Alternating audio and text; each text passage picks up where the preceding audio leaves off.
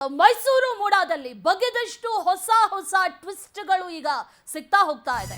ಕೋಟಿ ಕೋಟಿ ಮೌಲ್ಯದ ಸೈಟ್ಗಳು ಬಹಳ ಹಾಫ್ ಅಂಡ್ ಚೀಪ್ ರೇಟ್ಗೆ ಮಾರಾಟ ಆಗ್ತಾ ಇದೆ. ಕೋಟಿ ಕೋಟಿ ಬೆಲೆಯ ಸೈಟ್ಗಳನ್ನ ಕೇವಲ 3,000 ರೂಪಾಯಿಗೆ ಮಾರಾಟ ಮಾಡ್ತಿದ್ದಾರೆ. ಕೇವಲ 3,000ಕ್ಕೆ ಒಂದರಂತೆ 23 ಸೈಟ್ಗಳು ಸೇಲ್ ಆಗಿದೆ. ರಿಯಲ್ ಎಸ್ಟೇಟ್ ಉದ್ಯಮಿ ಜೊತೆಗೆ ಗೂಡಿ ಈಗ ಆಫೀಸರ್ಸ್ ಕಳ್ಳಾಟವನ್ನ ಮಾಡಿರೋದು ಬಟಾಬಯಲಾಗಿದೆ. ಒಬ್ಬ ವ್ಯಕ್ತಿಯಿಂದ ಸರ್ಕಾರಕ್ಕೆ, ಒಬ್ಬ ವ್ಯಕ್ತಿಯಿಂದ ಆಗಿರೋದು 300 ಕೋಟಿಗೂ ಅಧಿಕ ನಷ್ಟ. ಭ್ರಷ್ಟಾಚಾರದ ಬಗ್ಗೆ ದಾಖಲೆ ಸಮೇತ ಈಗ ಲೋಕಾಯುಕ್ತಕ್ಕೆ ದೂರನ್ನ ನೀಡಲಾಗಿದೆ. ಮಾಜಿ ಆಯುಕ್ತ ದಿನೇಶ್, ವಿಶೇಷ ತಹಶೀಲ್ದಾರ್ ಶಿವಕುಮಾರ್, ಹೆಚ್ಚುವರಿ ಜಿಲ್ಲಾ ನೋಂದಣಾಧಿಕಾರಿ ಕಾವ್ಯ ವಿರುದ್ಧ ಈಗ ದೂರು ದಾಖಲಾಗಿದೆ.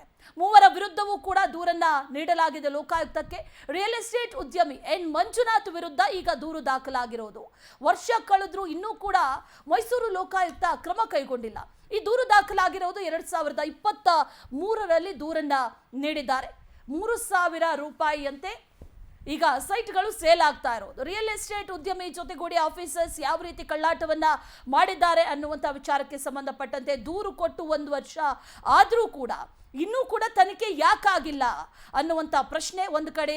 ಜೊತೆಯಲ್ಲಿ ಇಡೀ ಸರ್ಕಾರಕ್ಕೆ ಆಗಿರುವಂಥ ಲಾಸ್ ಇದೆಯಲ್ಲ, ಅದು ಒಬ್ಬ ವ್ಯಕ್ತಿಯಿಂದ 300 ಕೋಟಿಗೂ ಅಧಿಕ ನಷ್ಟ ಆಗಿದೆ ಅನ್ನುವಂಥ ಮಾಹಿತಿ ಕೂಡ ಈಗ ಲಭ್ಯ ಆಗ್ತಾ ಇದೆ. ಈ ಭ್ರಷ್ಟಾಚಾರಕ್ಕೆ ಸಂಬಂಧಪಟ್ಟಂತೆ ದಾಖಲೆ ಸಮೇತ ಈಗಾಗಲೇ ಲೋಕಾಯುಕ್ತಕ್ಕೂ ಕೂಡ ದೂರನ್ನ ನೀಡಲಾಗಿದೆ.